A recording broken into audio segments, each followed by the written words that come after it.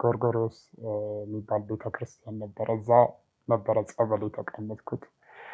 እዛ በነበርኩበት ጊዜ ነው እኔ ህይወቴ ሙሉ በሙሉ ተቀየረ ብዬ የማስበው ማለት ነው። 9 ዓመት ፈጅቶብሃል ራስህን ለመቀበል። ያ በዛ ታላቁ ሩጫ ላይ ስትወጣ ሰዎች እንደ አዲስ እንዳዩ አስባለሁ።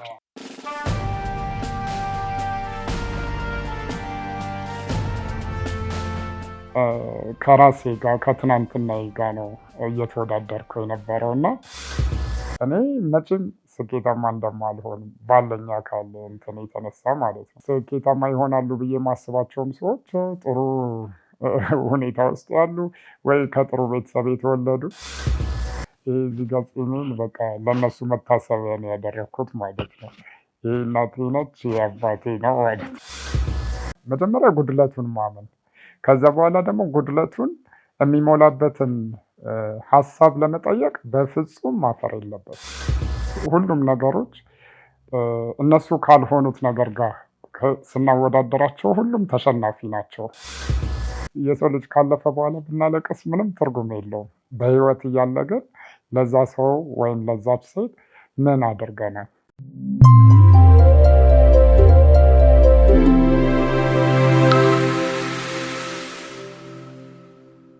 የዛሬ የፕሮግራማችን አጋር ስፖንሰር አርኪ ሪሚት የተሰኘ አዲስ አፕሊኬሽን ነው። በዓለም እየደረሰ አይደል? ወዳጆቹን እንዴት አድርጌ ላስደስታቸው ብለው እያሰቡ ከሆነ ከልብ የሆኑ ስጦታዎችን ከልብ ለማድረስ እኛለን እያሉ ነው። አፕሊኬሽኑን አሁኑኑ ከፕሌይ ስቶር እና አፕ ስቶር ላይ በማውረድ ስጦታዎችን፣ ገንዘቦችን እንዲሁም ለበጎ አድራጎት ድርጅቶች መላክ ይችላሉ። የሚላኩ ገንዘቦችም ወደ ተቀባዩ በኢትዮጵያ ንግድ ባንክ ሂሳብ ገቢ ይደረጋሉ። አርኪ ሪሚት ከወዲሁ መልካም በዓል ይሎታል። ውድ የሸገር ኢንፎ ሚዲያ ተከታታዮች፣ አሁን የምንገኘው እጅግ በምንወደው በምናከብረው ትጋቱ መቻል፣ ይሄ ችሎ በተግባር ማሳየቱ ለብዙዎቻችን ተምሳሌት የሆነው ሰዓሊ ብሩክ የሺጥላ ጋር ነው የምንገኘው። እንግዲህ በመኖሪያ ቤቱ ተገኝተን መጠነኛ ቆይታ ልናደርግ ነው። እናንተ በያላችሁበት አብራችሁን እንድትቆዩ በአክብሮት ጋብዛለሁ። ብሩኬ እንዴት ነህ? ሰላም ነው። በጣም ደስ ብሎኛል። ከስንት ዓመት በኋላ ቤት መጣው? 10 ዓመት አያልፍም? 10 ዓመት አያልፍም? ሙት አያልፍም? አረ ያልፋል። አልደረሰም ብለህ እውነት ሸገር ሬዲዮ ጣቢያ በምሰራበት ሰዓት ነበር የመጣሁት። ከለቀኩ ራሱ ስልክሽን ራሱ ሲዘረኩት በሸገር ነው። እውነት ነው። በጣም እውነት ሆኗል ማለት ነው። አይገርምም? እኔ ተቃርቤ ያለው እንግዲህ ከዛ ከለቀኩ 10 ዓመት ሊሆነኝ። ስለዚህ ልክ ስናሰላው ሄዷል ጊዜው፣ በጣም ረጅም ጊዜ። መኝታ ቤትህ ውስጥ ነበርክ፣ በደረትህ ተኝተህ በምትስልበት ሰዓት ነበር። ግን በጣም ታነባለህ። የምትሰጣቸው አስተያየቶች፣ የምታነሳቸው ሀሳቦች እጅግ ይደንቁኝ ነበር ያኔም። አሁን ደግሞ በተግባር ይቻላል የሚለውን መንፈስ በተለይ 25ኛ ዓመቱን በደማቅ ባከበረው ኢትዮጵያ ታላቁ ሩጫ ላይ ሳይህ በእውነት እጅግ ነው ደስ ያለኝ።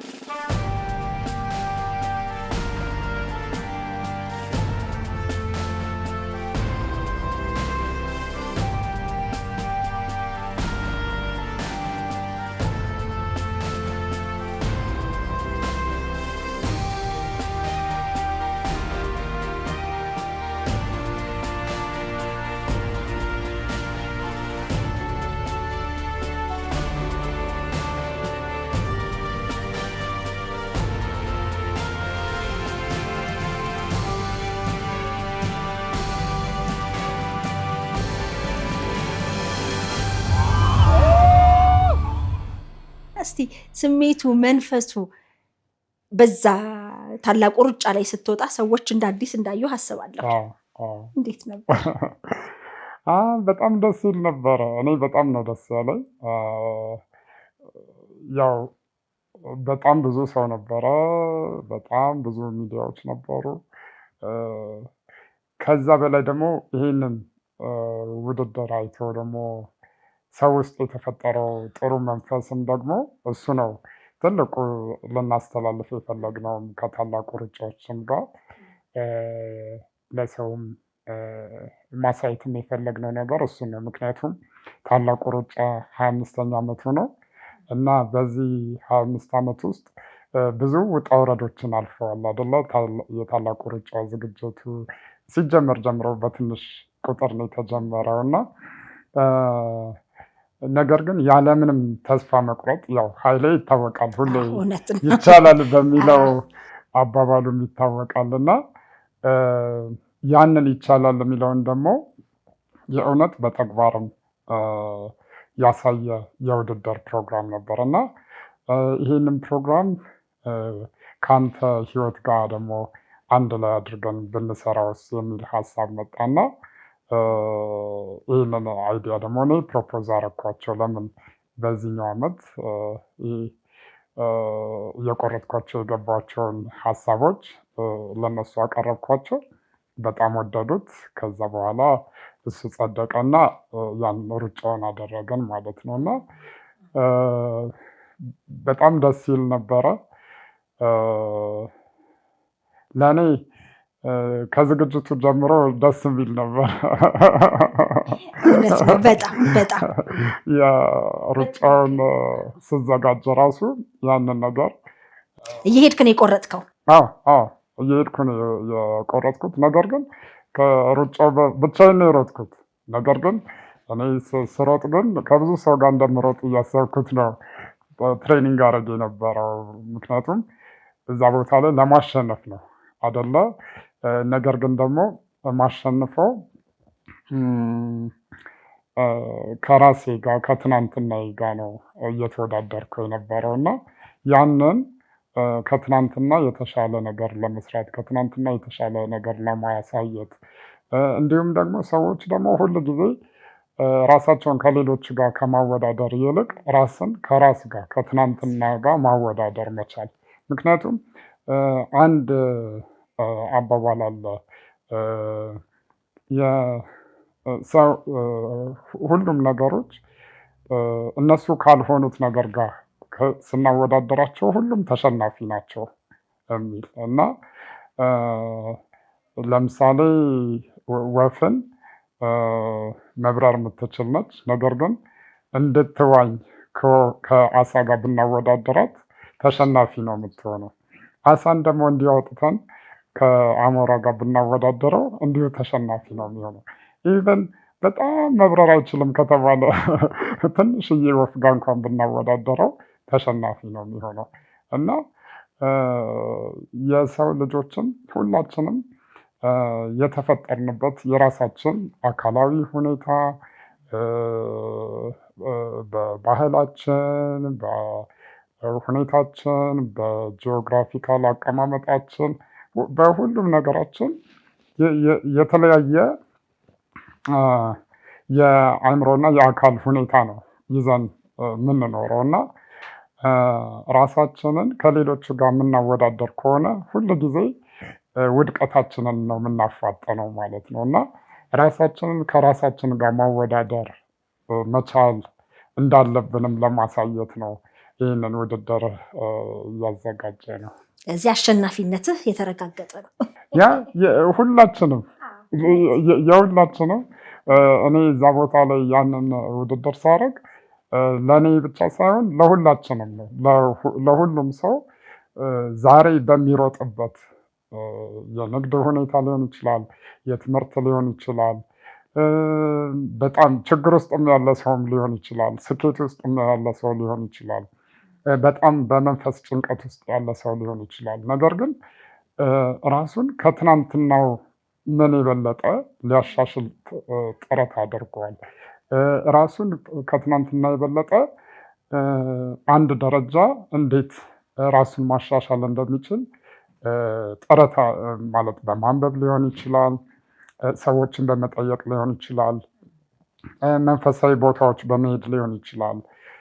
ራሱን ማከም መቻል ከትናንቱ የተሻለ ሰው እንዲሆን ማለት ነው እና ያንን ነው ለማሳየት እኔም ጥረት ያደረኩት እዛ ቦታ ላይ። አርኪሬሚት ንዴት ቀስቃሽ የነበረውን የተለመደውን ያላላክ ዘዴ ችግር ፈቶ በፍጥነት ልቆ ወዴት ናችሁ እያላችሁ ነው። ውጭ አገር ዘመድ ላላችሁ ልዩ ዕድል ነው። የምትላላኩት የግድ ገንዘብ መሆን የለበትም።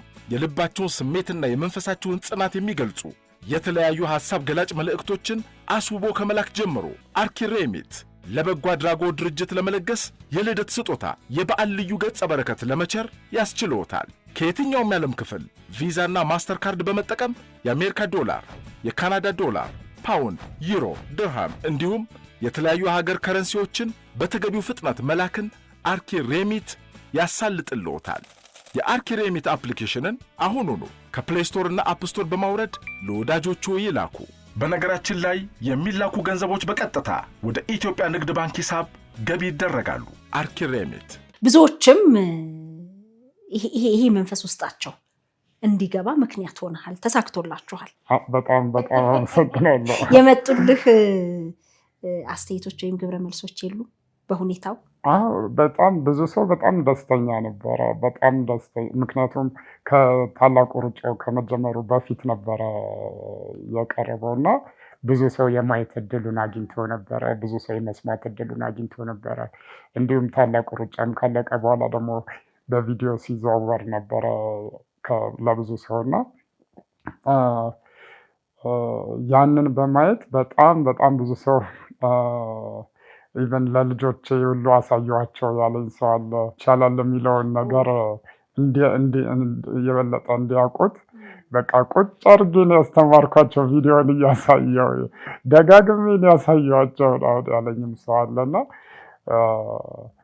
ብቻ በጣም ጥሩ መልስ ነበረ ያገኘሁበትና የበለጠ ደግሞ መስራት እንድችል የበለጠ ደግሞ በዚህ ነገር ላይ የተሻሉ ሀሳቦችንም መፍጠር እንድችል የጋበዘኝ ዝግጅት ነበር። እንደው ግን ብሩኬ እኔ አሁን ሁሌ ከትላንት ጋር ራስህን የምታወዳድርበት ለራስህ ግብ ያስቀመጥከው ጋር ለመድረስ ጥረትህ ያኔም እንግዲህ ከዓመታት በፊትም ስመጣ ታደርጋቸው የነበሩ ነገሮች በጣም ይደንቁኛልና ይሄ ውስጥህ የአሸናፊነት ኃይሉ ከየት ነው እንደው ቻርጅ የሚደረግ የሚሞላው እንዴት ነው? ከምንም በላይ ከእግዚአብሔር የተሰጠኝ ጸጋ ነው ብዬ የማስበው። ያንን ደግሞ ለመቀበል ደግሞ ዝግጅቱና ፈቃደኝነቱ እንዲሁም ደግሞ በየጊዜው ደግሞ መጸለይ፣ ማመስገን ያ ነው ብዬ አስባለሁ። ምክንያቱም ልክ አንድ የራስጌ መብራት ከሶኬቱን ስንነቅለው መብራቱ እንደሚጠፋ ሁሉ አንድ የሰው ልጅም ደግሞ ከፈጣሪው ጋር በተለያየ ጊዜና ፈጣሪውን ማመስገን ባቆመ ጊዜ፣ ፈጣሪውን መለመን ባቆመ ጊዜ እንዲሁ ደግሞ የመንፈስ ስብራት ያጋጥመዋል እና ለዛ ይመስለኛል እኔ ሁል ጊዜ ጠዋቴን በማመስገን ማታዬንም በማመስገን ነው ማገባደደው እና ያ ይመስለኛል ለእኔም ብርታት የሰጠኝ። በማሸነፌ ውስጥ ብቻ ሳይሆን በመሸነፌ ውስጥም ብዙ እንትን አላደርግም፣ ብዙ ሪግሬት አላደርግም። እንደተማርኩበት ነው ማስበው። በመሸነፌ ውስጥ ወይም አንዳንድ ጊዜ ያሰብኳቸው ነገሮች ፌል ሲያደርጉ ሳይሳኩልኝ ሲቀሩ እነዛ ነገሮች ህይወቴን እንዳቋረጡት ወይም ደግሞ በቃ እኔ እኮ አከተመልኝ አበቃልኝ ብዬ ማልቀስ ሳይሆን ኦኬ እዚህ ጋር አልተሳካም፣ ሌላ አማራጭ ምን አለ?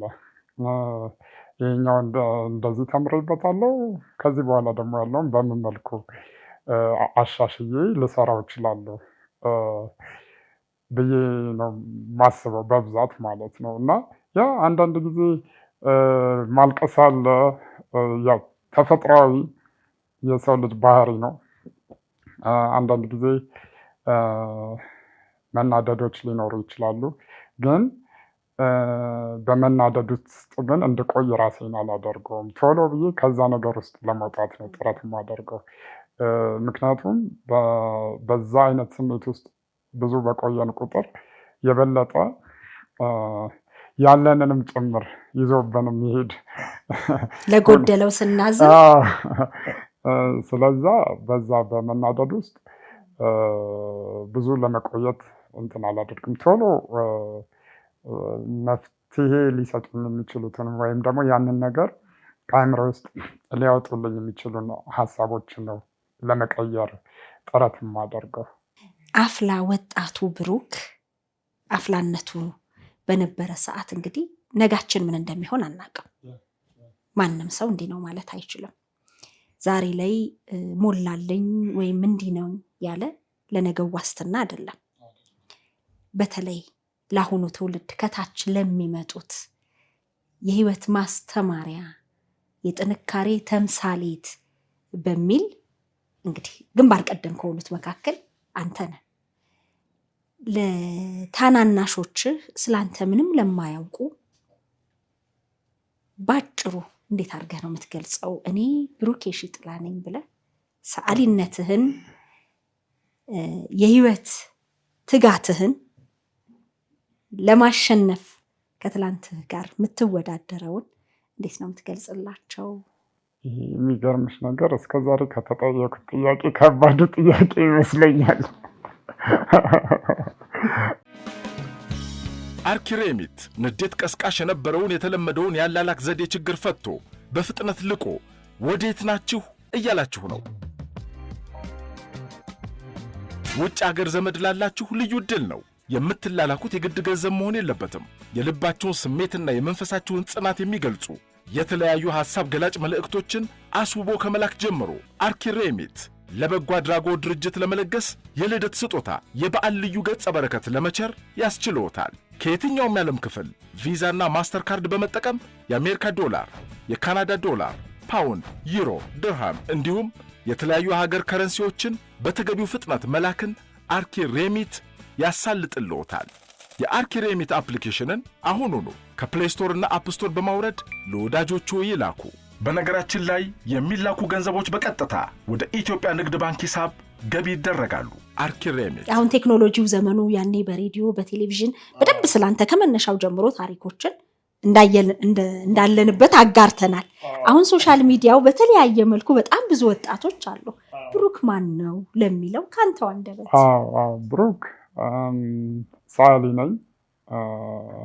ከልጅነቴ ጀምሮ ስል ነበረ ከ7 ዓመት ጀምሮ እና ደግሞ ትልቅ ህልም ነበረኝ። ያ ህልም ደግሞ ትልቅ ሰዓሊ የመሆን የማደግ የመለወጥ እና በዓለም አቀፍ ደረጃ ስራዎቹ የሚታይለት ሰው እንደዛ የመሆን ህልም ነበረኝ። ነገር ግን በ17 ዓመት አካባቢ በነበረብኝ የህመም ወይም የአጥንት መገጣጠሚያዎች ህመም ምክንያት ሙሉ በሙሉ ፓራላይዝ ሆንኩ ማለት ነው። እና በዛ ወቅት ደግሞ ያ ነገር እንደሚመጣ አላውቅም።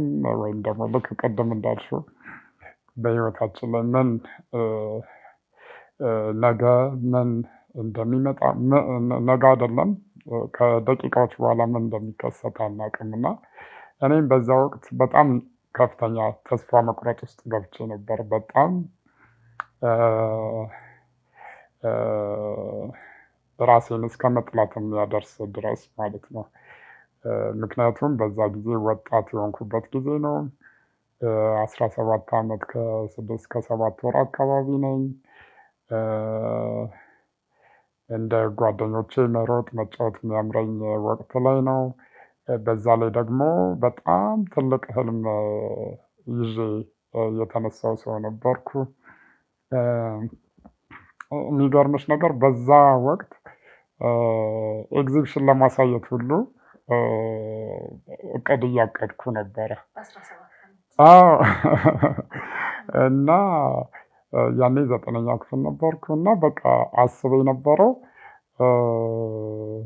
ተከራይቼ ወጥቼ በቃ ስቱዲዮ ምናምን የራሴ ስቱዲዮ ኖሮኝ እየሰራው ምናምን ለመኖር አይነት ነገር ማለት ነው። እና ከነዛ የዛን ጊዜ እየሰራቸው ከነበሩ ስዕሎች መካከል እዛ ጋር የምታየው ቆዳ ላይ የተሰራው ስዕል አንዱ ነው። እና ካህናት ያሉበት እና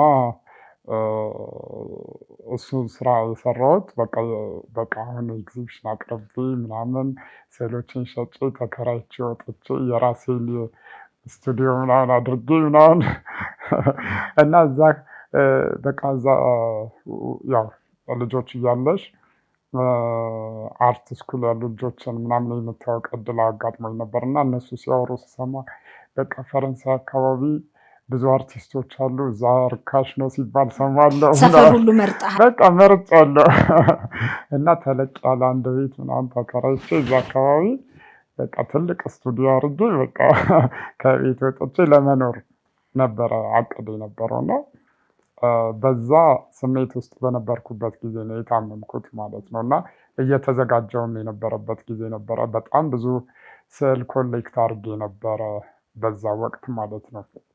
ቢያንስ ወደ 30-40 ስራዎችን አዘጋጅቼ ነበር ለኤግዚቢሽኑ ብቻ ብዬ የሰሯቸው ማለት ነው። ከ7ኛ ክፍል የሰሯቸውም አሉበት። ነገር ግን አብዛኛዎቹ ለኤግዚቢሽኑ ብዬ አስቤ የሰሯቸው ናቸው እና በዛ ወቅት ነው የታመምኩት። ማለት ያ ተሳክቶልኝ ኤግዚቢሽን አቅርቤ ሊሆን ይችላል ላይሆንም ይችላል አላውቅም፣ ግን አላማዬ ግን ያ ነበረ እና በዛ ወቅት ነው ያ ተስፋ መቁረጡ በጣም ኃይለኛ ዲፕሬሽን ውስጥ ምናምን የከተተኝ ስሜት የመጣውም አይ ቲንክ ለዛ ይመስለኛል። ብዙ ህልም ስለነበረኝ ብዙ ለመስራት ማስባቸው ነገሮች ስለነበሩ ይመስለኛል እና ከዛ በኋላ ግን ለ9 ዓመታት በዛ ሁኔታ ውስጥ ከቆየ በኋላ ነው እንደዚሁም ማንበብ ስጀምር፣ መንፈሳዊ ቦታዎች መሄድ ስጀምር ያለኝ የህይወት እይታ እየተቀየረ የመጣው ለካ ባለሁበት ቦታ ሆኜ ባለሁበት ሁኔታ ሆኜ ራሴን መለወጥ እችላለሁ የሚሉት ሀሳቦች ወደ እኔ የመጣው ያኔ ነው እና በዛ ላይ ደግሞ ከምንም በላይ ደግሞ ራሴን መቀበል እንዳለብኝ 9 ዓመት ፈጅቶብሃል ራስህን ለመቀበል? ያ አዎ ምክንያቱም በነዛ በ9 ዓመታቶች ውስጥ አብዛኛውን ጊዜ ያሳለፍኩት በጣም ከፍተኛ በሆነ ዲፕሬሽን ውስጥ ነበረ እና ከዛ በኋላ ነው በቃ ወደኋላ ደግሞ ተመልሼ ራሴን ማየት የጀመርኩት። እንደገና ደግሞ ወደፊትም ደግሞ ማሰብ የጀመርኩት እንዴ ኦኬ እስከዛሬ ያለውን ጊዜ አቃጥያለሁ፣ አሁንም በዛ ሁኔታ መቀጠል አለብኝ ወይስ ደግሞ መስራት መጀመርና አትሊስት የተወሰነ ደረጃ ራሴን ማሻሻል፣ በፊት የነበረው ደረጃ ላይ እንኳን መድረስ ባልችል የሚሉትን ሀሳቦች ማሰብ የጀመርኩት ከዛ በኋላ ነው። የስዕል ብሩሽህንም ያነሳኸው ከዛ በኋላ ነው? አዎ ከ9 ዓመታት በኋላ ነው ለመጀመሪያ ጊዜ መሳል፣ ስለ ስዕል ማሰብ ራሱ የጀመርኩት እንጂ በቃ እኔ ለማልኖረው ህይወት ለምን እሰራለሁ ብዬ ነበረ ትቼው የነበረው ማለት ነው። ይሄ ከ9 ዓመታት በኋላ ራስህን እንድታይ ያለፈውንም የወደፊቱንም እንድታገናዝብ ያደረገ ቅጽበት የመጨረሻዋ ይሄ ገፊ የምትላት ነገር ምንድን ነች? በቃ አሁንስ ያስባለችህ? ሂደቶች ይመስሉኛል። ከሂደቶቹ አንዱ በተለይ መንፈሳዊ ቦታ የነበርኩበት ጎርጎርዮስ የሚባል ቤተክርስቲያን ነበረ። እዛ ነበረ ጸበል የተቀመጥኩት። እዛ በነበርኩበት ጊዜ ነው እኔ ህይወቴ ሙሉ በሙሉ ተቀየረ ብዬ የማስበው ማለት ነው። የት አካባቢ የሚገኝ ነው? ቦሌ መድኃኒዓለም አካባቢ ነው እና እዛ በነበርኩበት ጊዜ በጣም በመንፈሳዊ ህይወት ብቻ ሳይሆን በብዙ የህይወት መንገዶች ላይ እንደዚህ ነው ብዬ ማሰብ እንድችል ያደረጉኝ ብዙ ነገሮች የሆኑበት ቦታ ነው እና እዛ በተለይ አንድ ዮሐንስ የሚባል መንፈሳዊ ሰው ነበረ። እሱም በጣም እንትን ያደርገኝ ነበረ፣ ይመክረኝ ነበረ። ሁኔታዎችን እንደዚህ ማየት የለብም እንዲህ ነው እያለ ማለት ነው፣ ከመንፈሳዊ ህይወት አንጻር ማለት ነው። እና ደግሞ አባት አደ የሚባሉ ትልቅ እሳቸው መንፈሳዊ አባት ነበሩ። እሳቸው በተለይ በጣም ነበረ የሚመክሩኝ የነበረው የሚያግዙኝ የነበረው እና እሳቸው በተለይ ብዙ የህይወቴን መንገዶች እንዳይ በተለይ ደግሞ ያለኝ ነገሮች ላይ አንተ የሁሉ ቤተሰብ እያለቅ ሌላው እኮ ማንም ዞር ብሎ የሚያየው የለም ምናምን ሲሉኝ እንዴ እውነትም በቃ ያለኝን ነገር ራሱ ማየት የጀመርኩት አይኔ የተገለጠው የዛን ጊዜ ነው እና እህቶቼን ሁሉ አመስግኛቸው አላውቅም ነበር እና ለመጀመሪያ ጊዜ የዛን ጊዜ አመሰገንኳቸው። ምክንያቱም ለእኔ የሚያደርጉት ነገር እንደ ግዴታ ነበረ መሰለኝ አስቤው፣ ወይም ደግሞ በቃ መሆን ያለበት ነገር ነበረ። የዛን ሁሉ አመት ሲያጥቡኝ ምን ሲሉኝ ሲያገላብጡኝ የሚያስፈልገኝን ነገር ሲያደርጉልኝ የነበሩት እንደ ኖርማል ነገር ነበረ አድርጌ የምቆጥረው እንጂ ይሄ ዋጋ ያለው ነገር አድርጌ አልነበረም ማስበው። እና እሳቸው እንደዛ ሲሉኝ ጊዜ እውነትም ሳይ እዛ የተጣሉ ልጆች ሁሉ አሉ። የሚገርምሽ ነገር በቃ ወላጆቻቸው ባለባቸው የጤና እክል ምክንያት ማሳደግ አቅቷቸው ወይም መንከባከብ ሳይችሉ ቀርተው በቃ እዛ ቤተክርስቲያን አምጥተው ጥሏቸው ይሄዳሉ። እና እንደዛ አይነት ሁሉ ሰዎችን ሳይ ኦኬ ለካ እነሱ ሲያደርጉልኝ የነበረው ነገር ትልቅ ዋጋ አለው፣ ለካ እነሱ ሲያደርጉልኝ የነበረው ነገር በገንዘብ ሊተመን የማይችል ነገር ነው ብዬ እንዳስብ የሆንኩበት እና ከምንም በላይ ደግሞ ስለሌለኝ ነገር ሳይሆን ስላለኝ ነገሮችን ማመስገን መቻል እንዳለብኝ ያስተማሩኝ ነው። ትልቅ ትምህርት እሳቸው ናቸው ያስተማሩኝ እና የበለጠ ደግሞ ባለኝ ነገር ደግሞ ምን መስራት እንደምችል እስቲ ያለን ነገር አንዳንድ ጊዜ ጥያቄ ነው ጠይቀውኝ የሚሄዱት እና በቃ ሌሊቱን ሙሉ ሲያሳብቡኝ ያድራሉ።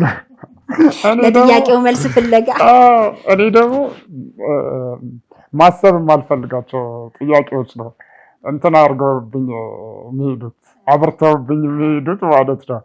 እስቲ ይችን ነገር አሰባት ምናምን ብለው የሆነ ነገር ብቻ ጣል አድርገውብኝ ይሄዳሉ እና እኔ ደግሞ እነዛን ነገሮች በቃ በህይወቴ ላይ ምንም እንኳን ለውጥ ሊያመጣብኝ የሚችል ነገር አይደለም። እኔ ራሴ በቃ ዋጋ የለኝም ብዬ ደምድሜ የተቀመጥኩ ሰው ነበርኩ እና እነዚህን ነገሮች ማሰብ አልፈልግም እና ግን ማሰብ የማልፈልጋቸውን ነገሮች እንዳስባቸው በር ይከፍቱልኝ ነበረ። መሸሽ መፍትሄ እንዳልሆነ እና በየቀኑ ከሆነ ነገር ጋር እያጋፈጡኝ ይሄዳሉ እና እሱ የበለጠ እንድነቃ አድርጎኛል እና የበለጠ ራሴን ማየት እንድችል የበለጠ ራሴን መመርመር እንድችል እና ደግሞ መንቀሳቀስም እንድጀምር በቃ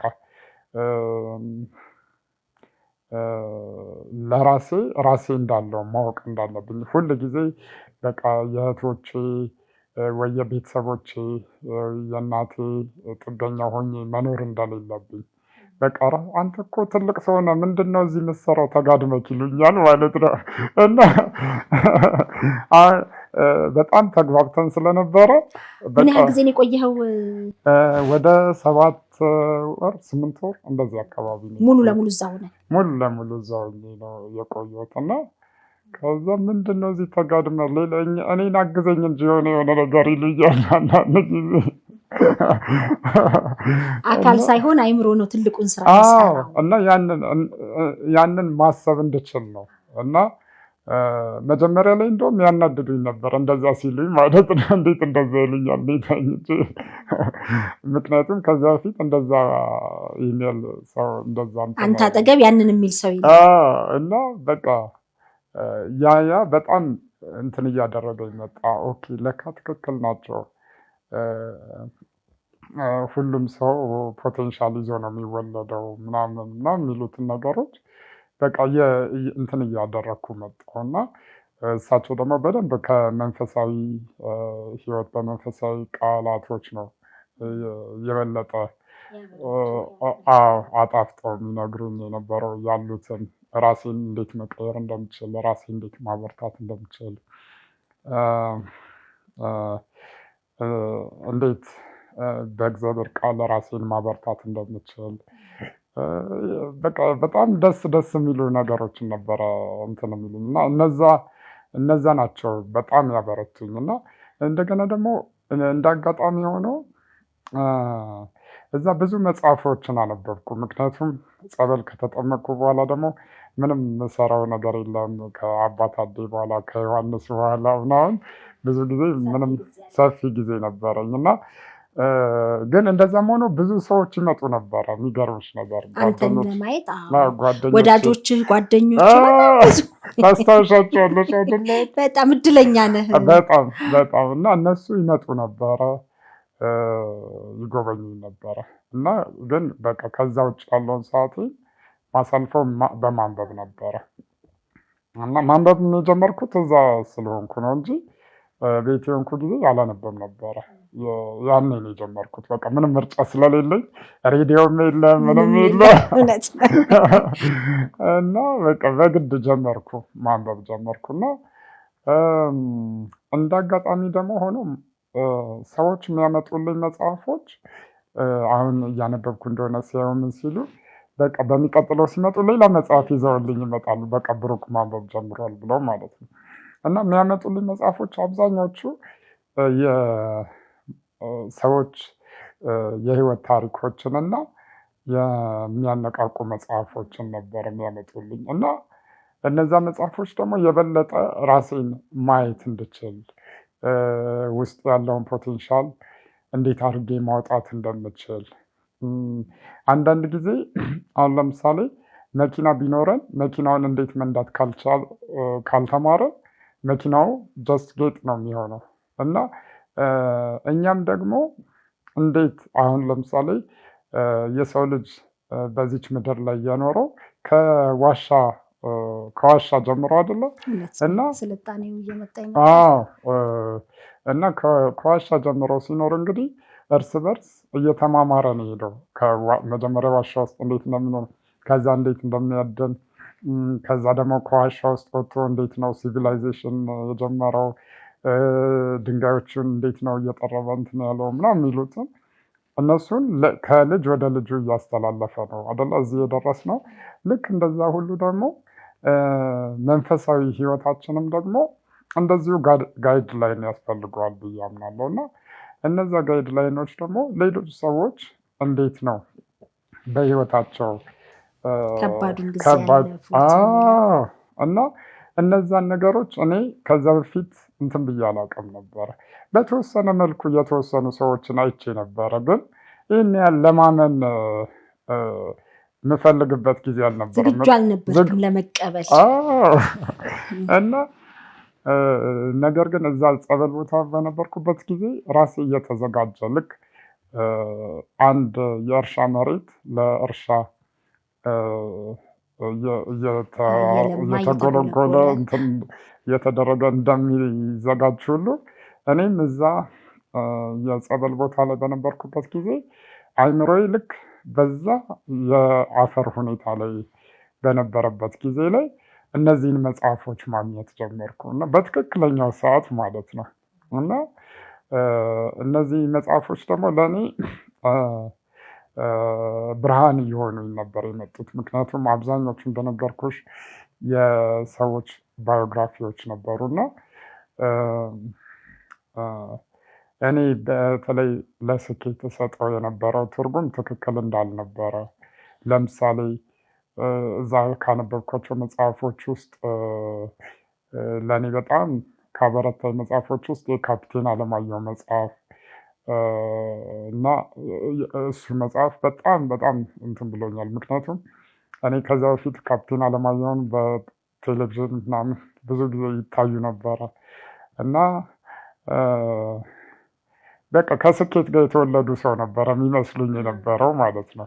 ነገር ስኬት ግን በጥረት የሚመጣ እንደሆነ አልነበረ እና መጽሐፉን ሳነበውና የሄዱበትን ውጣ ውረድ ሳየው በጣም ነው የደነገጥኩት፣ ውሸት እስከሚመስለኝ ድረስ ማለት ነው። እና በጣም ከባድ የህይወት ውጣ ውረድን ነው አልፈው የመጀመሪያው የአፍሪካ ካፕቴን ለመሆን የመጀመሪያው የአፍሪካ ጥቁር ካፕቴን ለመሆን የበቁት ማለት ነው። እና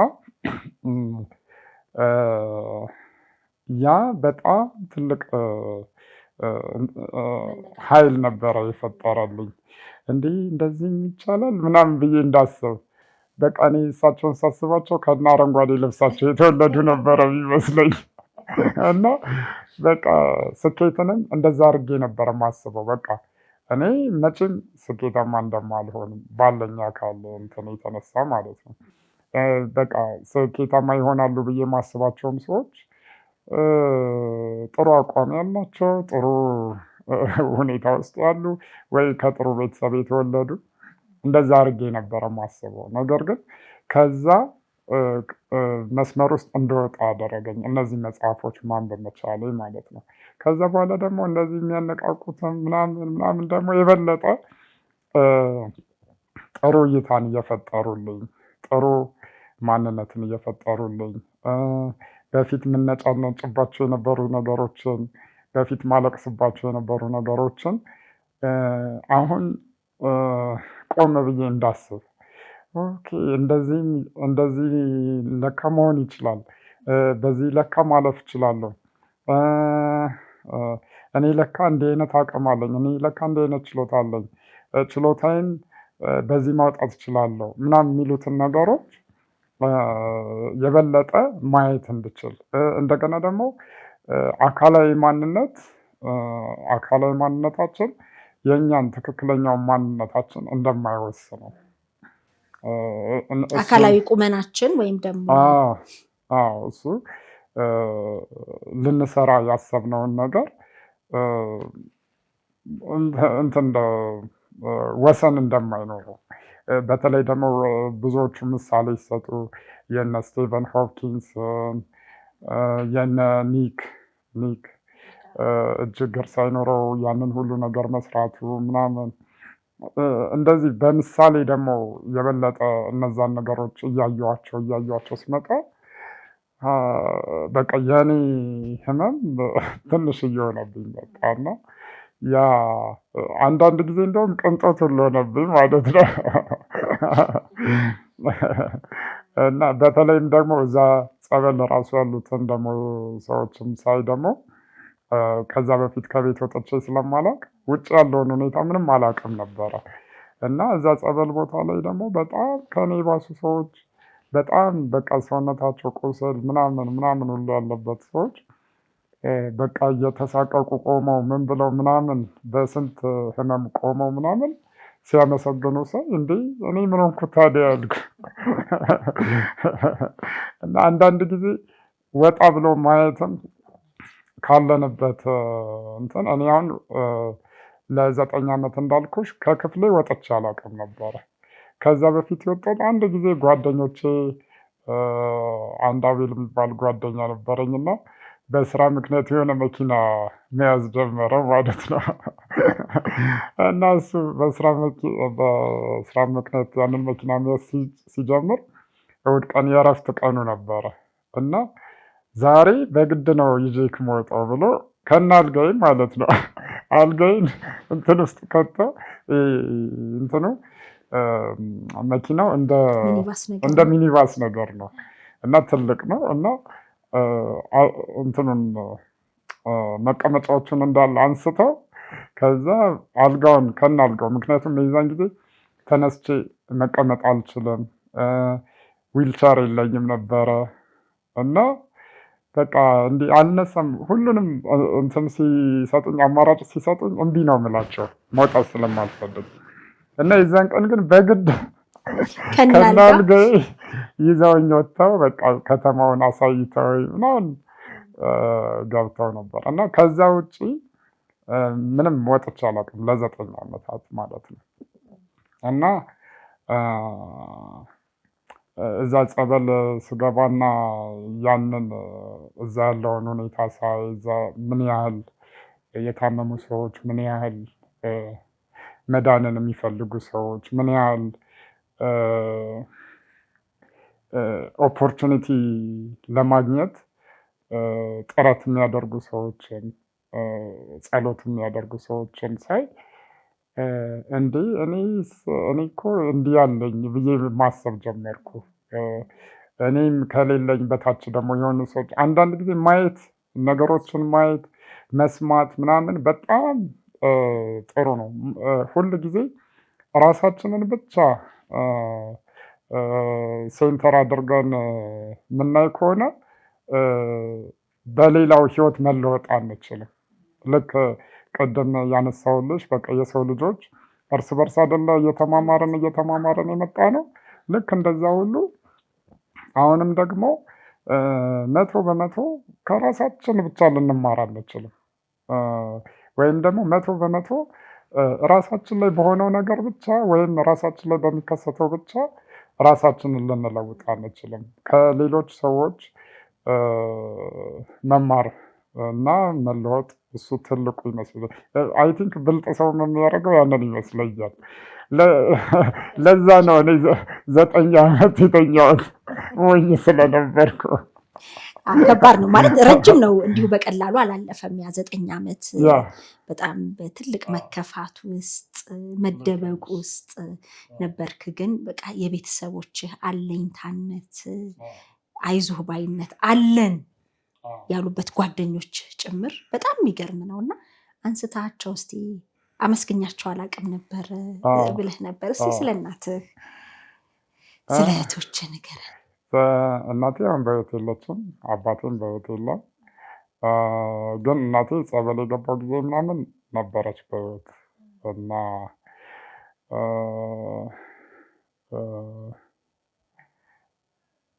ግን በጣም የኔን መዳን ደግሞ መዳንና ለስኬት መብቃት ደግሞ በጣም ከሚፈልጉና ማየት ከሚመኙ ሰዎች ደግሞ አንደኛዋ ደግሞ እሷ ነበረች ብዬ አምናለሁ። እና ሁሌ ነበረ የምትጸልይልኝ፣ ሁሌ ነበረ የቻለችውን ሁሉ አድርጋለች እኔ እንድድን፣ እኔ የተሻለ ቦታ ላይ እንድገኝ።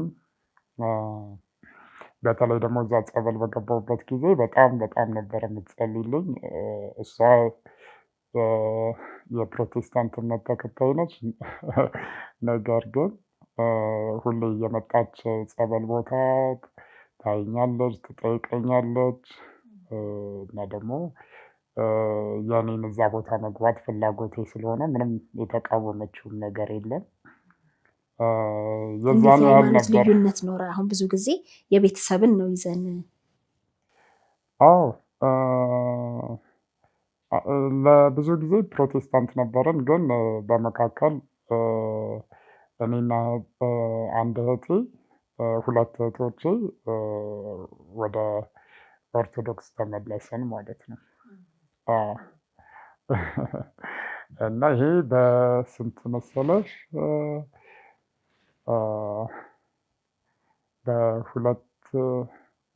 በ2000 አካባቢ። በ2000 አካባቢ። ስለዚህ ጸበል ስትገባ የእናትህ ያኔ ምንም ችግር አልነበረም። ምክንያቱም ኦልሬዲ ይታወቃል፣ ቤት ውስጥም ሰፈር ውስጥም እኛ ኦርቶዶክስ መሆናችን እና ምንም የገጠመን እንትን አልነበረም። ግን በጣም ደስ ይል ነበረ። እኛ አካባቢ ደግሞ ሁሉም እንደ ሃይማኖቱ የሚኖርበት አካባቢ ነው እና ተከባብረን በፍቅር የምንኖርበት አካባቢ ነው እና ደስ ይል ነበረ። ሁሉም ይጸልዩልኝ ነበረ። ሙስሊሞችም ጓደኞች አሉኝ። ሁሉም የሰው መውደድ ምንም ይመጡ ነበረ። ብሩኬና ዙሪያው ያሉ ሰዎች እዛ ቦታ ጸበል ቦታ ላይ ሁሉም ይመጡ ነበረ እና ደስ የሚል ጊዜ ነበረ። እና እናቴ ከጸበል ወጥቼ በቅርብ ጊዜ ነው ያረፈችው የነበረው እና ያው አላየችም የመጀመሪያውን ኤግዚቢሽን፣ ግን ስራ ጀምሬ ግን አይታለች። ቢያንስ ትልቅ ከዛ መጥቼ በቃ ለመጀመሪያ ጊዜ ስሰራ ስዕል መስራት ስጀምር እንዴት እንደተደሰተች ልነግርሽ አልችልም። እና በጣም ነው ደስ ያላት። ደስ የሚል ጊዜ ነበር። ከዛ በኋላ ያው የመጀመሪያ ኤግዚቢሽንን ሳቀርብ እኔም ምንድነው እንትን ያደረኩት ያው ባነበብኳቸው መጽሐፎች ምናምን ሪግሬት ማድረግ አልፈለግኩም። በቃ እናቴ ብትኖር ምናምን ወይ አባቴ ቢኖር ብዬ ማሰብ አልፈለግኩም እና እነሱን ሁሌ አጠገቤ እንዳሉ እንዳስብ ነው ራሴን እንትን ያደረኩት እና እዚህ ገጽ በቃ ለእነሱ መታሰቢያ ነው ያደረኩት ማለት ነው። ይህ እናቴ ነች፣ የአባቴ ነው ማለት። እንዴት ማለት ነው? ሁሌ በእኔ ስኬት ውስጥ አሉ። አሁን ኤግዚቢሽን ሲሄድ ወይኔ ዛሬ እነሱ እኮ ቢኖሩ ብዬ አልቅሼ አላውቅም። መመለስ የማልችለው ነገር ነው እና ነገር ግን ደግሞ በቃ ሁሌ አጠገቤ እንዳሉ እንዳስብ የሚያግዘኝ ነገር እፈልግ ነበር እና አንድ ቀን ሳስበው ፂሜ ሲያድግ ራሱ ለሁለት ተከፍሎ ነው የሚያድገው እና ራሱ ተፈጥሮ በቃ ይሄ እናቴን ነው እቺ ደግሞ አባቴን ነው የሚወክለው አልኩና ከዛ በኋላ በደንብ መጽናናት ሰጠ። ከዛ በኋላ ምንም ዝግጅቶችን ሳዘጋጅ እንደዚህ እያናገርኳቸው ነው የሚሄደው። ዛሬ ዝግጅት አለኝ እያልኩ እየነገርኳቸው ነው ወጣውና ያ የበለጠ ምንም እንትን እንዳላደርግ አደረገኝ። ሪግሬት እንዳላደርግ አደረገኝ። በስኬትህ መጠንከርህ በደንብ ያለህን አቅም እንድታወጣ ሰው ጋር እንድትደርስ ለሌላውን ብርታት እንድትሆን አቅም የሰጠህ እነኛ ያነበብካቸው በዛ በመንፈሳዊ ቦታ ላይ ያገኘሃቸው ሰዎች ትልቁን ድርሻ ይወስዳሉ። ከዛ ደግሞ በደንብ የተሻለ ነገር ለመስራት አሁን ራሴን አግኝቻለሁ ከተደበቅኩበት ወጥቻለሁ ብለህ ባልክበት ወቅት ከባድ የሚባል ሀዘን ቢገጥምህም ወደኋላ መመለስ አልፈለግክም። ይሄ በጣም በእውነት ትልቅ ነገር ነው። ሌሎችም ምክንያቱም በቃ መሰበር፣ ማዘን እንዲህ ቢሆንስ እያሉ ከኋላ እያጣቀሱ ወደኋላ መመልከት ወደፊት የምንሄድበትን ርቀት ይገድብብናል በጣም። አሁን እኔ እንደውም እናቴ ያኔ ያ ነገር ሲያጋጥም እንትን ሲል እንደውም በቃ እሷን ሁል ጊዜ የሚያስታውስ ነገር መስራት አለብኝ። እሷን ሁል ጊዜ ከላይ ሆና የምትደሰትበትን ነገር መስራት መቻል አለብኝ። እነዚህ ነገሮች ጨርሼ ማሳየት መቻል አለብኝ እያልኩ ነው ለራሴ እንትን የማደርገው እና ምክንያቱም ሞት ለሁላችንም አይቀርም። ሁላችንም ወደዛው ነው የምንሄደው። ነገር ግን ደግሞ በዚች ዓለም ላይ ስንኖር ደግሞ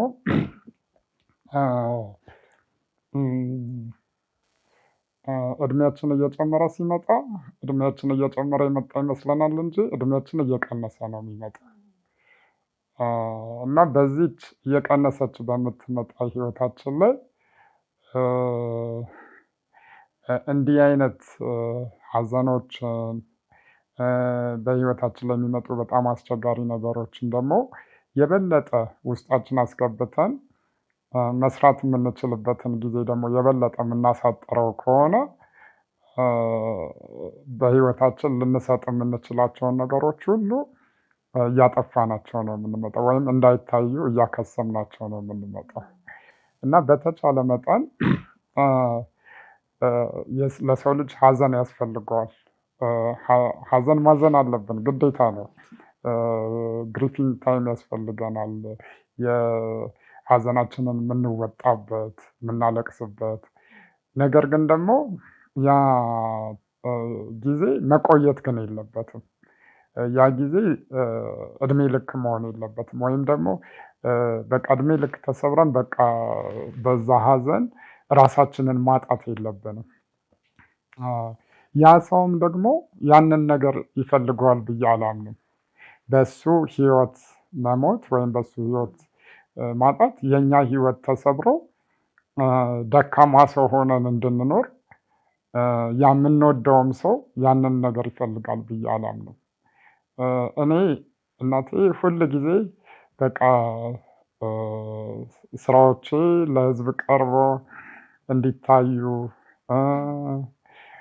ስዕሎቼ በሰው ዘንድ ክብር እንዲያገኙ ትፈልግ ነበረ። ያንን ማየት ትፈልግ ነበረ እና ነገር ግን እኔ በእሷ ሀዘን ተቆራምጄ በቆይ ኖሮ ያ እና ለዛ ነው ያንን በተለየ መልኩ ደግሞ ህይወትን ለመኖር እሷንም በሚያስደስት መልኩ ደግሞ ራሴንም መስጠት አለብን ብዬ ጊዜንም ያለኝን ችሎታም እውቀትም የበለጠ እንደውም ከዛ በኋላ በጣም ብዙ ሰራው። እሷ ካረፈች በኋላ እንደውም ብዙ ስራዎችን የሰራሁት የዛን ጊዜ ነው እና እንደውም የዛን ጊዜ የሰሯቸው ስራዎች ናቸው ለመጀመሪያው ኤግዚቢሽን ሁሉ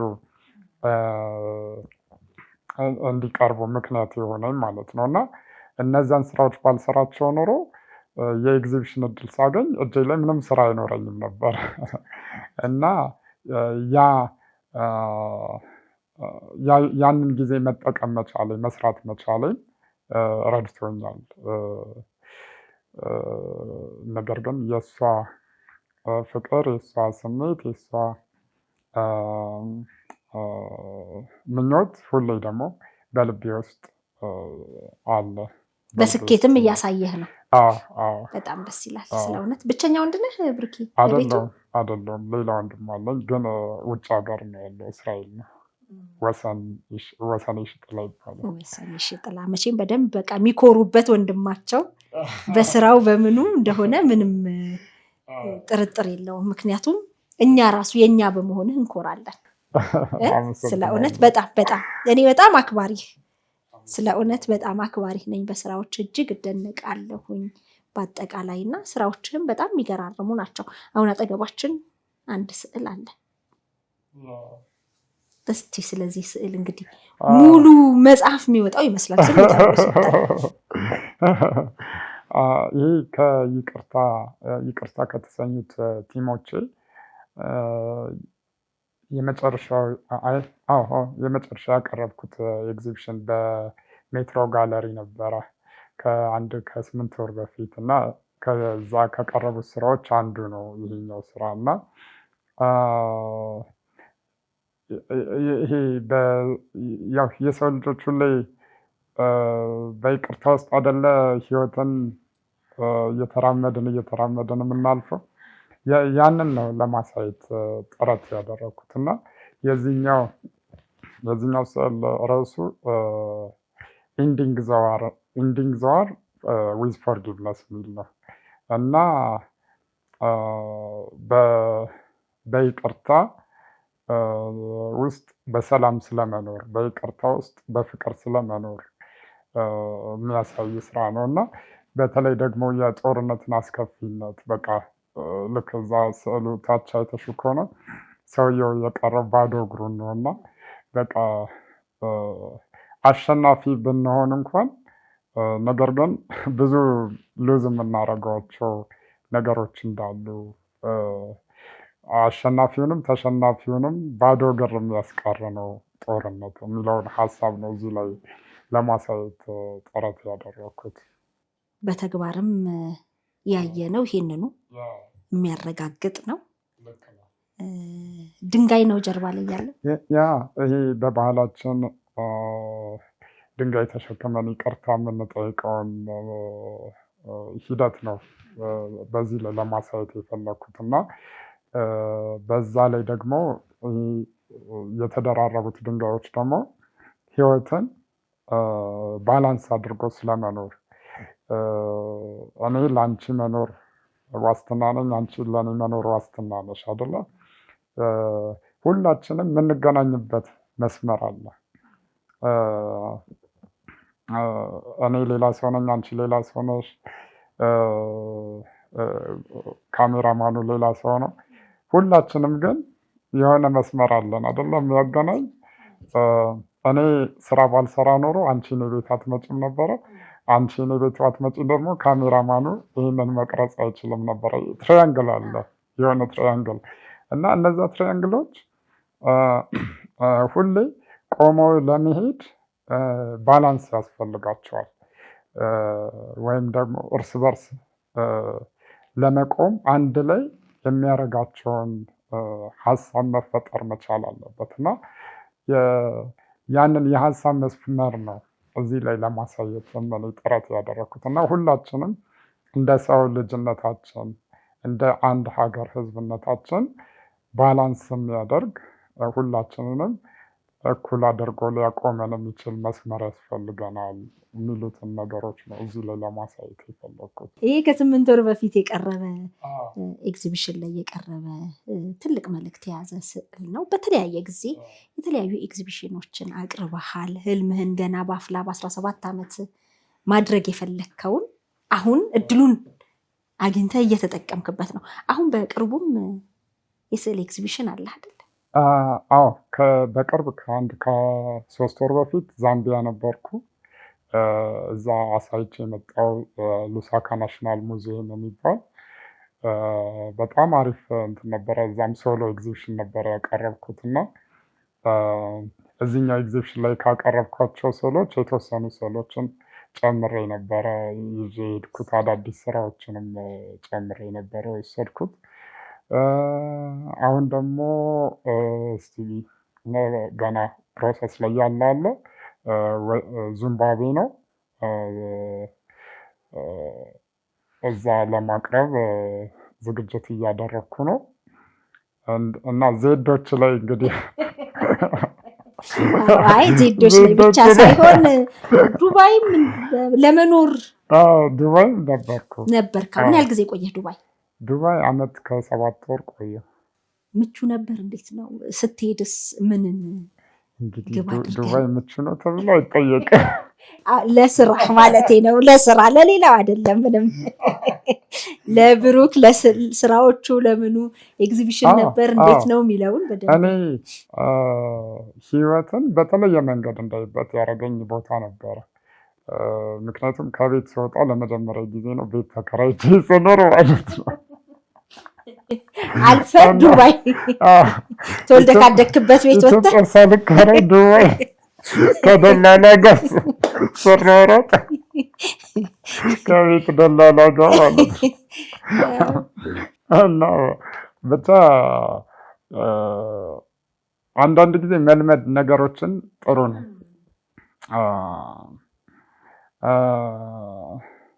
ራስን መቻል፣ ራስን ችሎ መኖር፣ ማየት ምናምን በጣም አሪፍ ነገር ነው እና ደግሞ በዚህ አጋጣሚ በጣም በተለይ ከሀገር ለመውጣት ለሚያስቡ ሰዎች ወይም ደግሞ ከቤታቸው ወጥተው አዲስ ህይወት ለመጀመር ለሚፈልጉ ሰዎችን ባይሆን ለሁሉም ሰዎች የምመክረው ነገር ምግብ መስራት መለማመድ መቻል አለባቸው።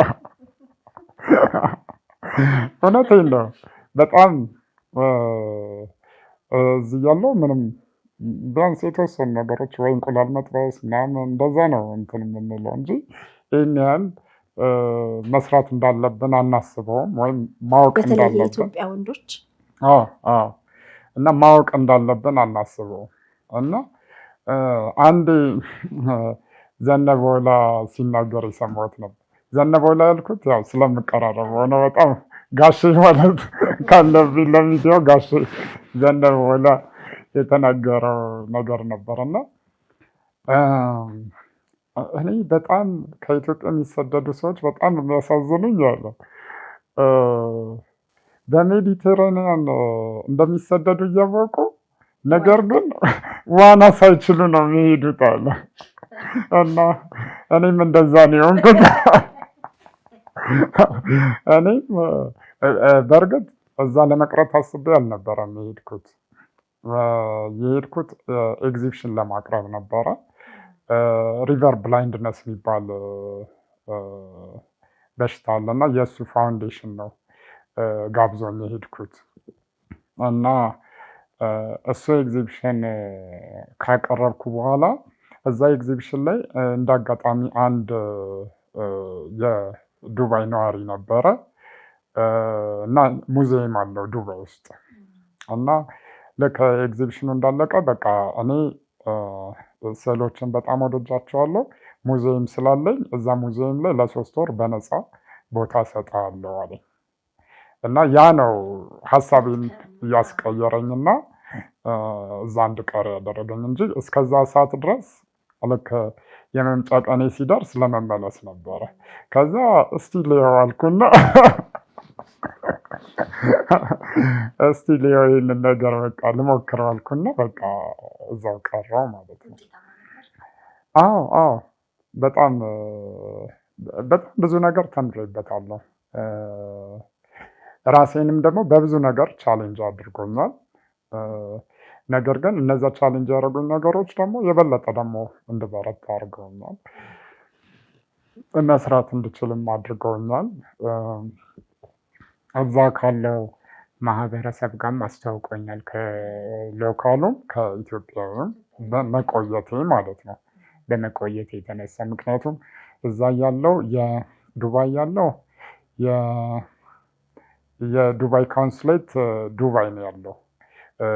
ዋናው ኤምባሲ ያለው አቡዳቢ ነው እና ከዚህ ዱባይ ካለውም ካውንስሌት ጋር የስዕል አውደ ርዕይ አቅርቤያለሁ። አቡዳቢ ካለው ኤምባሲ ጋር ደግሞ አቅርቤያለሁ አንድ ላይ እና እዛ በጣም ፍሬንድሊ የሆነ ሁኔታ ነበረ። ጥሩ ነበር ከኤምባሲው ጋር የነበረው ሁኔታ። እዛ ቆንጆ ስራዎችን አቅርቤያለሁ። ከዛ ውጭ ግን ከሎካሉም ጋር ከኢትዮጵያዊ ማህበረሰብ ጋር ደግሞ የበለጠ እንድታወቅ ያደረገኝ እዛ ሙዚየም ውስጥ የነበረው ቆይታዬ በጣም ቆንጆ ነበረ።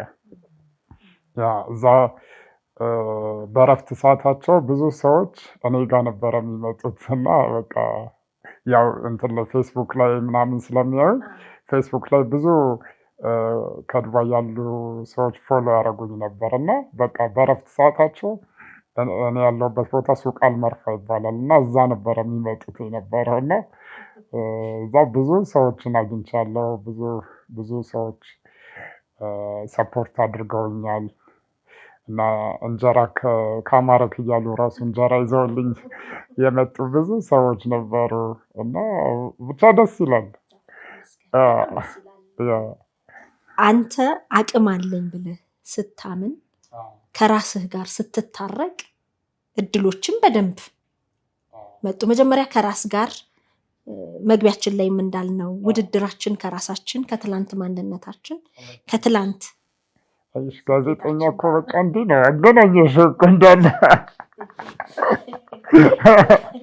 ስለዚህ ትልቁም እንግዲህ አሁንም አንተን ለማግኘትም በዚህ ጊዜ ስንመጣ የታላቁ ሩጫ ላይ የዚህ ከአንተ ህይወት ጋር ተገናኝቶ ይቻላል፣ ምንም ነገር ቢሆን ስኬት ላይ መድረስ ይቻላል የሚለውን ነገር ለማሳየት በደንብ ህይወትህ ፍንትው ብሎ ለመማር ለወደደ የሰዓሊ ብሩክ የሺጥላ ህይወት በደንብ ያስተምራል። ስኬት አምኖ መቀበል፣ ራስህን ለመቀበል 9 ዓመትን የፈጀበት ቀላል ጊዜ አይደለም። አትመልሰውም እንጂ እኮ በዛ 9 ዓመት ውስጥ ስንት ነገር ተሰራበት ነበር። አሁንም በዛ በተለያየ ሁኔታ ውስጥ እውነታውን ያሉበትን ነባራዊ ነገር መቀበል ያልቻሉ የተደበቁ ይኖራሉ። ምን ትላቸዋለህ?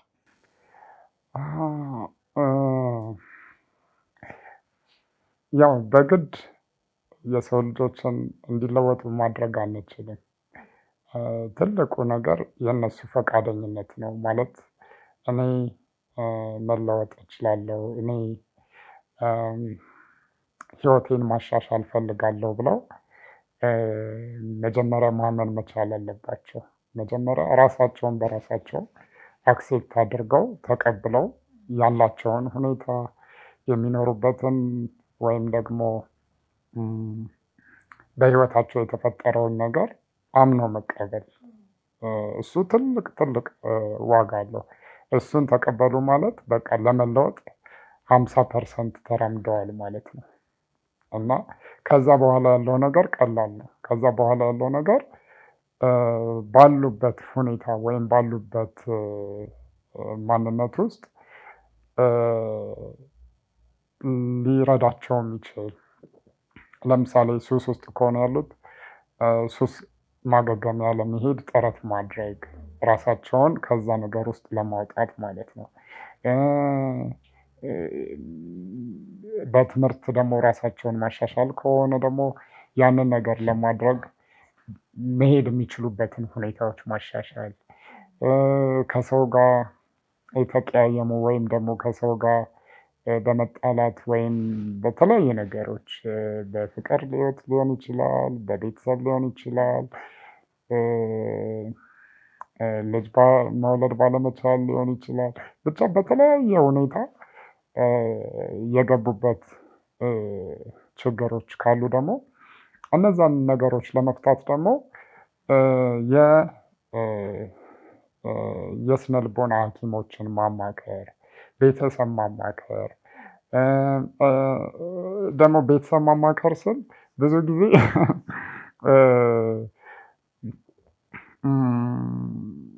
ማን ነው ትክክለኛ ኢንፎርሜሽን ሊሰጠኝ የሚለውን ነገር ማወቅ መቻል አለብን። ምክንያቱም አንዳንድ ጊዜ እርዳታ የምንጠይቃቸው ሰዎች የበለጠ ሊሰብሩን ሊችሉ ይችላሉ። በማወቅም ይሁን ባለማወቅ ማለት ነው። ወይም ደግሞ ወደኋላ ሊጎትቱን ይችላሉ። ካለንበት ሁኔታ ራሱ የበለጠ ወደኋላ ራሳችንን ዝቅ አድርገን እንድናስብ። ለምሳሌ እኔ እኮ እንደዚህ መለወጥ እፈልጋለሁ፣ አንተ ምን አለ አንተ እንደዚህ ኮስማና እንትን ምናምን ብለው የበለጠ ካለንበት የበለጠ ሊያወርዱን ይችላሉ። እና አእምሯችን ደግሞ ያንን ነገር ብዙ ጊዜ ከሰማው ብዙ ጊዜ ካዳመጠው ያንን ነገር እንደ እውነት አድርጎ ነው የሚቀበለው እና የበለጠ መመለስ አንችልም። ስለዚህ አስተያየት የምንቀበላቸው ሰዎች ማን ናቸው? ሀሳብ የምንቀበላቸው ሰዎች ማን ናቸው? እንደገና ደግሞ አሁን ጊዜው በጣም ጥሩ ነው እና ሀሳብ ራሱ ከየት ማግኘት እንደምንችል የምንጠይቅባቸው ብዙ አይነት ፕላትፎርሞች አሉ። ጉግል ላይ ሊሆን ይችላል፣ ቻት ጂፒቲ ላይ ሊሆን ይችላል፣ ሌሎች ነገሮች ላይ ሊሆን ይችላሉ። እነዚህ ነገሮችን በመጠቀም የት መሄድ እንዳለብንና ማንን መጠየቅ እንደምንችል ትክክለኛውን ሰው ሀሳብ ልንጠይቅ ይገባል ብዬ አምናለሁ። እና ያ የበለጠ ወዴት እንደምንሄድ ጎዳናችንን ሊመራን ይችላል። ምክንያቱም ሁሉም ሰው ፕሮፌሰር ቢሆን እርዳታ ያስፈልገዋል፣ ዶክተር ቢሆን እርዳታ ያስፈልገዋል። ሙሉ ነኝ የሚለው ነገር ሁሉም ማንም ሰው በራሱ ሙሉ የሆነ ሰው የለም። ሁሉም ሰው በሆነ ጊዜ ላይ እሱ ባለበት ዘርፍ ነው እንጂ ሙሉ የሆነው በሌላ ነገሩ በሌላ ህይወቱ ላይ ችግር ሲያጋጥመው ሰዎች ምን ይሉኛል፣ እኔ እኮ እንደዚህ አስተያየት ብጠይቅ ሌሎች ምን ይሉኛል ብሎ በፍጹም ማሰብ የለበትም። ምክንያቱም ሁሉም ሰው ሙሉ አይደለም። ሁሉም ሰው በራሱ ዘርፍ ራሱ እኮ አፕዴት ይደረጋል እኮ አይደለ?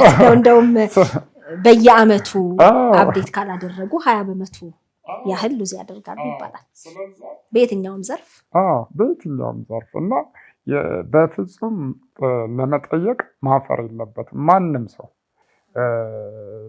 ላለበት ጉድለት ማለት ነው። መጀመሪያ ጉድለቱን ማመን፣ ከዛ በኋላ ደግሞ ጉድለቱን የሚሞላበትን ሀሳብ ለመጠየቅ በፍጹም ማፈር የለበትም እና ያ ሲሆን የበለጠ የመከራ ጊዜዎቻችንን መቀነስ እንችላለን ብዬ አምናለሁ። ለምሳሌ እኔ 9 ዓመት ሙሉ ነው አይደለ በዛ ስሜት ውስጥ የቆየሁት። ሌሎች ግን 9 ዓመት መቆየት የለባቸው። እኔ አሁን በዛ ነገሮች ውስጥ መቆየቴ እና 9 ዓመት ማሳለፌ እያንዳንዱን ቀን እንድጠቀመው ነው ያደረገኝ። ልክ የሆነ ነገር ሲሆን ምናምን ብሩክ ያኔ 9 ዓመት የተኛው አይበቃም የሚል ሀሳብ ይመጣልኛል። እና አሁን የበለጠ እንድሰራ ብዙ ረድቶኛል። ነገር ግን ሌሎቹ ይህን ያህል ዓመት እንትን ማድረግ የለባቸው፣ ወደኋላ መቅረት የለባቸውም። የሆነ ችግር ሲያጋጥማቸው ከዛ ችግር እንዴት ነው ልወጣ የምችለው? ማንን ልጠይቅ? ማንን ላማክር? ከቤተሰብ ጀምሮ በዙሪያችን ያሉ ሰዎችን እንዳለ መጠየቅ፣ ማማከር። እንደገና ደግሞ ኔጌቲቭ ሀሳቦችን በሚሰጠን ሰው ደግሞ አለመሸበር። ምክንያቱም ሁሉም ሰው እንደምናስበው አይደለም። ማለት ፈልጎም ሳይሆን ወይም ደግሞ እኛን ለመስበር ብሎም ሳይሆን ያለውን መረዳት ሊሆን ይችላል። እኛን ለእኛ የሚሰጠን ያለውን ነው አይደለ? ያለውን ሲሰጠን ከባድ ምት ከመታንም መውደቅ የለብንም። መቋቋም ስንጠይቅ ተዘጋጅተን ነው መጠየቅ ያለብን። መከላከያ ለውሰን ነው እና ያንን መከላከያ አድርገን ስንጠይቅ የሚጎዱ ሀሳቦች እንኳን ቢመጡ፣ የሚያናንቁ ሀሳቦች ቢመጡ፣ አንቺ እኮ ሴት ነሽ እንዴ ይህን እንዴት ታደርጊያለሽ? በምን አቅምሽ ነው እንዲህ የምታደርጊ? አንተ እኮ እንደዚህ አካል ጉዳተኛ ነህ፣ ማን ነው ዞሮ ብሎ የሚያይክ? ለምሳሌ አንድ አካል ጉዳተኛ ዘፍናለሁ ምናምን ቢል እንዴ በዚህ አካል ጉዳት መድረክ ላይ ብትወጣ መሳቂያ ነው የምትሆነው ምናምን ሊባል ይችላል። ገባሽ አይደለ? ግን ይህንን እንደ አስተያየት አድርጎ ከተቀበለው መቼም ያንን ነገር ወደ እውነታ ሊቀይረው አይችልም። ነገር ግን መጀመሪያ ራሱን አዘጋጅቶ ጃኬቱን ለብሶ መከላከያውን ከጠየቀ ግን እንትን ይሆናል እና በብዛት በተለይ በመንፈስ ስብራት ውስጥ ያሉ ሰዎች መጽሐፎችን ማንበብ ቢችሉ፣ የሚያበረቱ መጽሐፎችን፣ የሚያበረቱ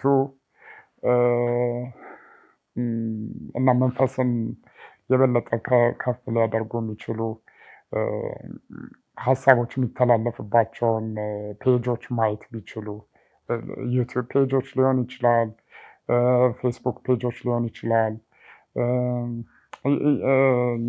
ብቻ የተለያዩ አሉ፣ አማራጮች አሉ። አሁን በጣም ብዙ አሉ። እንደገና ደግሞ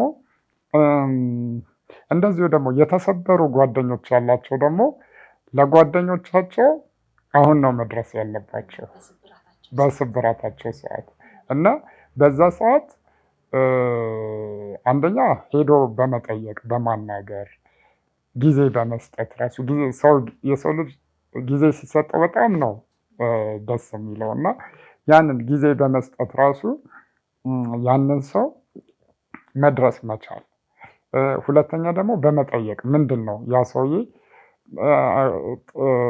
ምርጥ ጓደኛ እኮ የጓደኛውን ችግር ሳይጠይቅ መረዳት ይችላል አይደለ?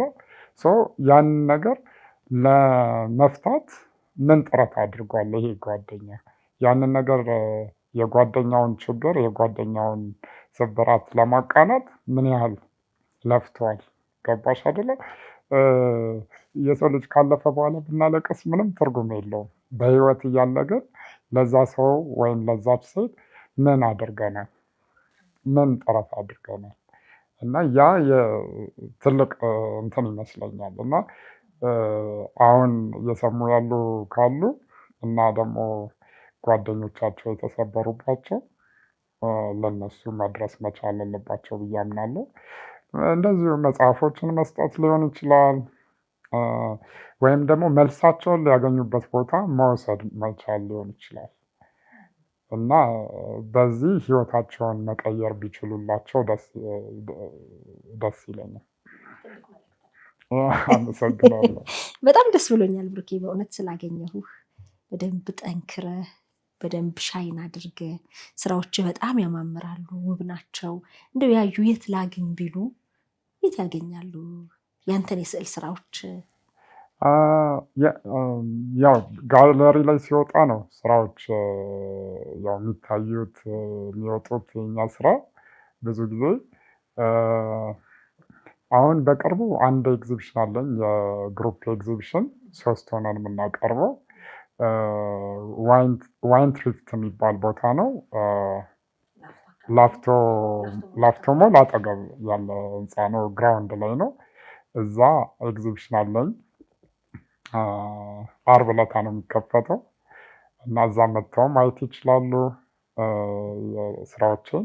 ከዛ ውጭ ግን ፌስቡክ ላይ፣ ኢንስታግራም ላይ እና ቲክቶክ ላይ ብሩክ የሺጥላ ብለው ብዙ ጊዜ የምጠቀመው BROOK ነው እና ሰው የሚፈልገን BIR ብሎ ነው እና በዛ ሊያገኙ ይችላሉ። BROOK ብሩክ የሺጥላ ብለው ኢንስታግራም ላይም ፌስቡክ ላይም ጓደኛ መሆን እንችላለን። እዛ ላይ ስራዎችንም ማየት ይችላሉ።